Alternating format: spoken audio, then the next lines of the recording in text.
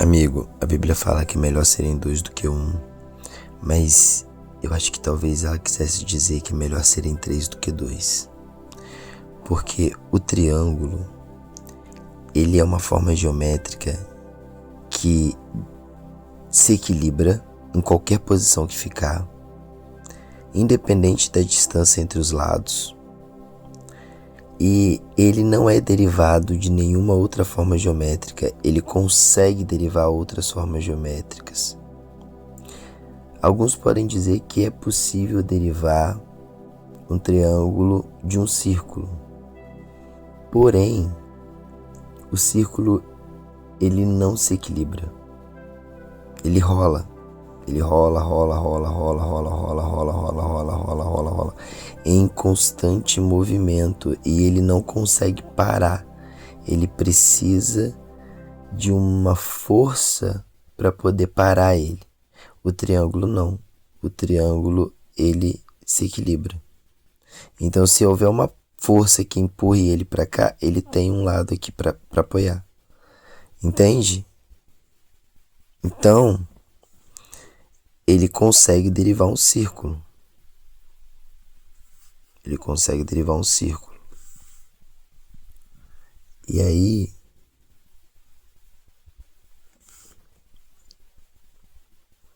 realmente, eu percebo que é muito mais fácil derivar um círculo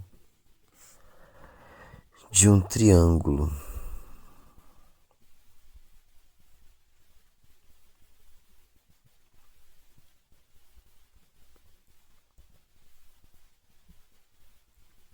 Se a gente considerar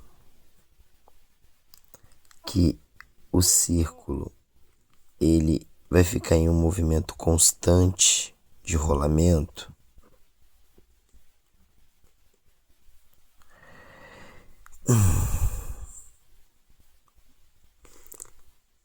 ele precisaria de uma força para estar parado. Mas esse círculo, para ele estar parado, ele precisa ter vindo de algum lugar para parar ali.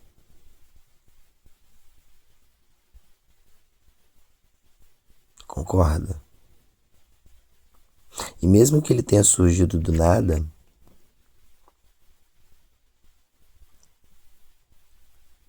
não faz sentido, ele precisa ter vindo de algum lugar. Só que se ele está em rolamento constante, ele não vai parar. E se ele não vai parar, ele não veio de nenhum lugar, entendeu? Tipo, ele já veio, já foi, entende? Enfim, não era sobre isso que eu queria falar, isso veio aqui agora. O que eu quero dizer é o seguinte, é que o triângulo, ele, se houver uma força que impulsione ele consegue parar na próxima, no próximo giro, entendeu? O círculo não. O círculo, ao menor estímulo, ele vai girar, e ele só vai parar se alguma força impedi-lo. É isso que eu quero dizer. Ponto. Vamos lá. E aí ele se equilibra, tá vendo? Então, às vezes, a terceira parte vai estar um pouco mais longe, às vezes vão estar mais equilibrados, às vezes vão estar mais diferentes, mas enfim. E aí eu percebo que há um padrão em tudo. Olha só. Positivo, negativo e nêutrons. Prótons, elétrons e nêutrons. Pai, Espírito Santo e o Filho. Pai, Mãe, Filho. Legislativo, Executivo, Judiciário. Poder moderador. Esquerda, direita e centro. Modera. E aí, daí você consegue ir identificando outros padrões. Por exemplo, mulher, homem, hétero, homo. E aí a gente percebe que tudo é triângulo, tá vendo? Tudo é triângulo. E aí eu percebi o seguinte. Calma aí que eu vou chegar aqui. Lembra que eu falei aqui do Pai, Espírito Santo e o Filho? E lembra que eu comentei aqui que esses pontos, essas partes, né, elas podem se movimentar de diferentes formas? Então, mas elas precisam estar juntas. Note que é um grupo, é uma equipe, é uma comunidade, é uma sociedade, entende? É um coletivo. É um coletivo. E quando esse coletivo ele está harmônico, ele consegue se movimentar e em algum momento ele vai parar, sabe? Tipo, enfim, aquela dinâmica que eu expliquei aqui. É um coletivo. Lembra quando o Espírito Santo desceu? Pois então, ele veio de um plano para outro plano.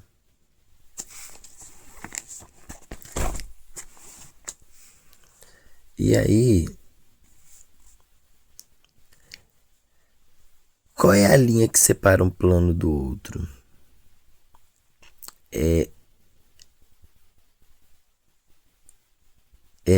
Tá, eu cheguei aqui porque eu falei senso de equipe, né? Então, o que eu quero dizer é que sempre precisa ter uma terceira pessoa ou um terceiro elemento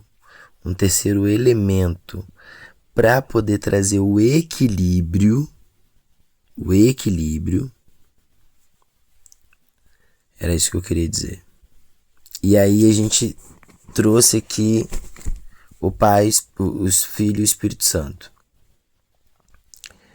O Espírito Santo, ele foi um elemento que veio de um outro plano para esse. Então, nessa relação aqui, estavam sempre dois nutrindo um, sabe? É sempre dois nutrindo um. E aí, quando, por exemplo, o Espírito Santo vem para a Terra, é o Espírito Santo e Jesus,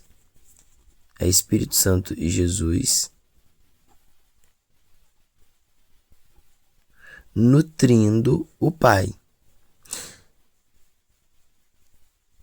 No sentido de os dois aqui embaixo estavam trabalhando para que ele fosse conhecido.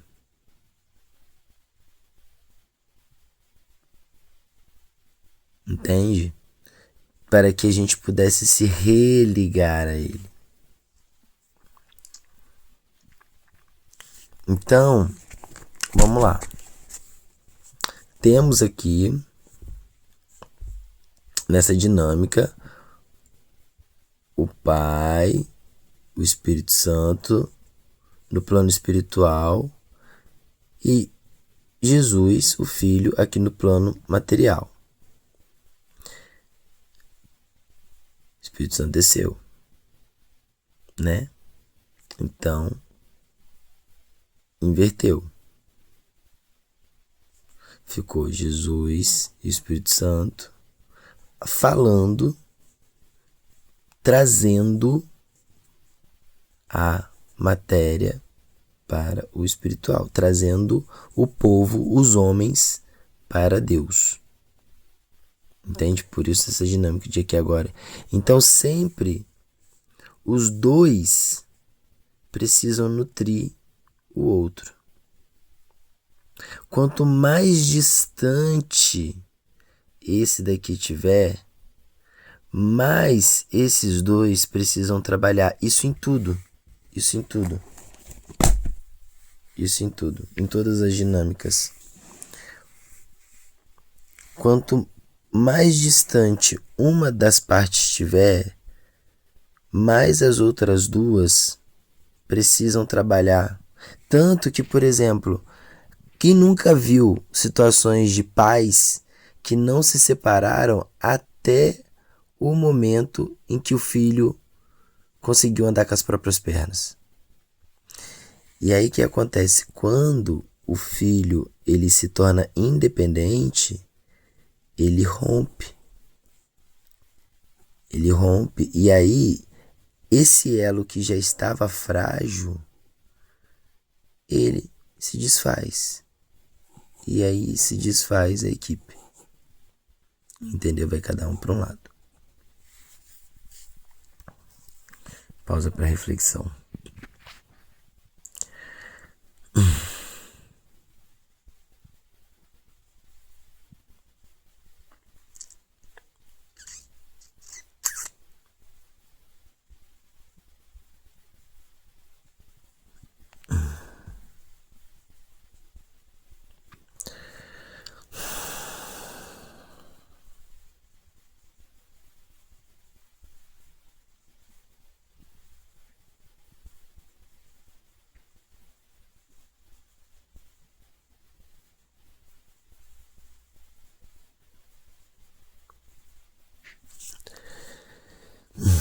Minha cabeça está explodindo aqui agora de tanta coisa. De tantos insights.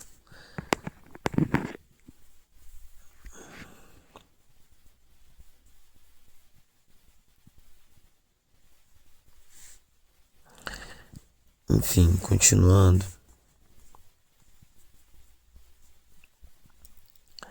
Há uma linha que separa os planos.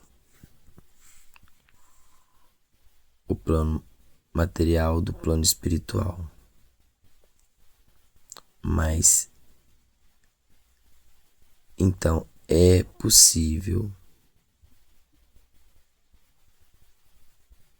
dentro de algumas leis, é possível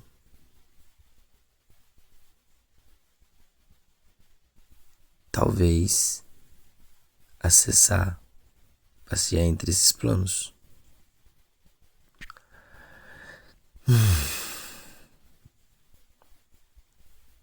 Enfim. E aí eu percebi o seguinte, que se você representar essa figura aqui de triângulos, né? Você faz o símbolo do infinito. Só que assim, é muito cansativo fazer 2 oitos, né? Então por que não juntar, já que é um espelho exatamente igual, tá vendo? Tanto assim quanto assim, e fazer um só símbolo do infinito. E aí, brisando aqui um pouco mais, e se o infinito for a representação de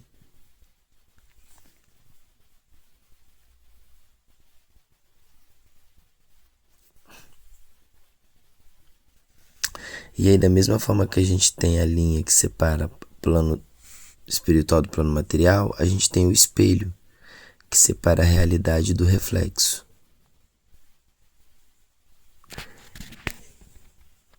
Existe um universo ali, tá vendo? Mas a gente não consegue acessar. Tá ali. Tem um universo ali que é exatamente igual a este e que eu não consigo acessar, porque é apenas um reflexo.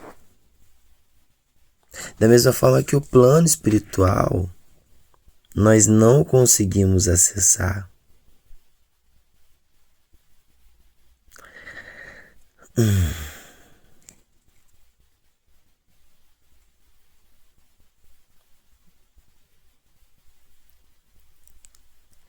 A gente não consegue se comunicar se não tiver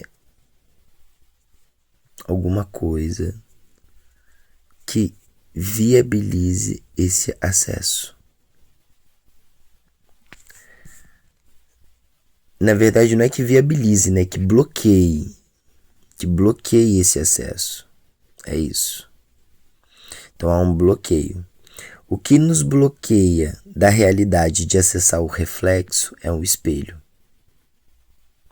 O que nos bloqueia de acessar o mundo espiritual do plano material do plano espiritual, é a morte e a vida. E aí, como eu identifiquei que tudo aqui eram padrões, eu imaginei, bom, então se a gente tem aqui 2, e se tiver uma terceira? Nós estamos na realidade em relação ao espelho e nós também estamos na matéria em relação ao espiritual. Então nós estamos aonde em relação a quê? E será que se ao responder essa pergunta a gente conseguiria transitar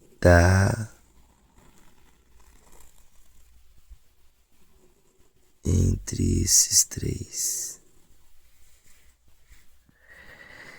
Ao responder essa pergunta, a gente poderia realmente estar em todos os lugares ao mesmo tempo.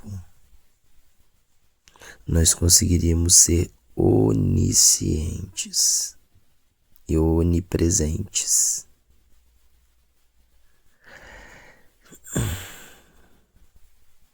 Nós seríamos como Deus.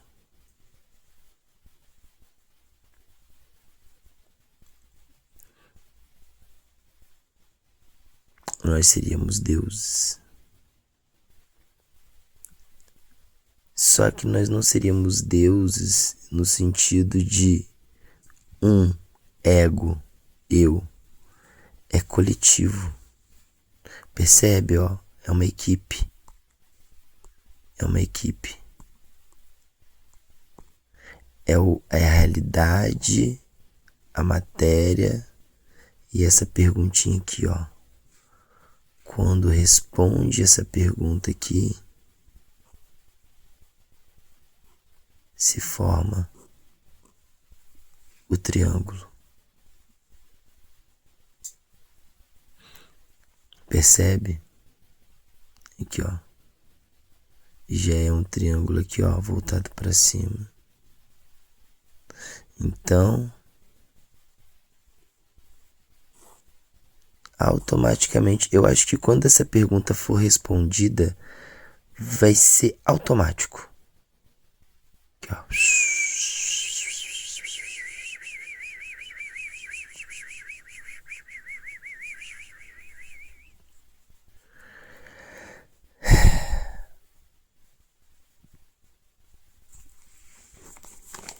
E aí eu volto aqui, lá no começo do vídeo, que quando eu desenhei esse círculo aqui eu parei.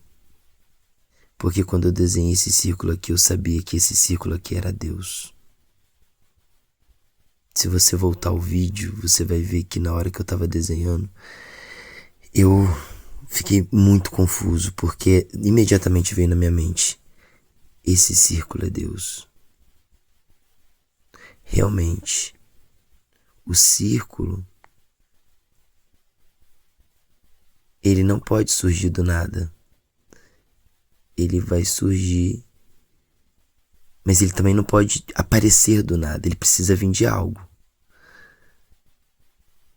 Ele vem quando 3 forças em equilíbrio começam a se movimentar.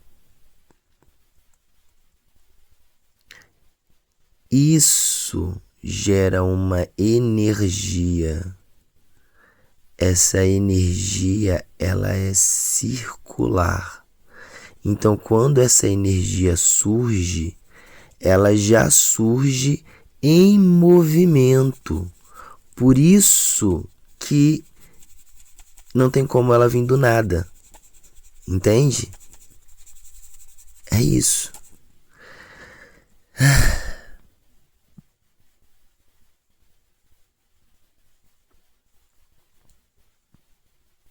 Caramba, que louco.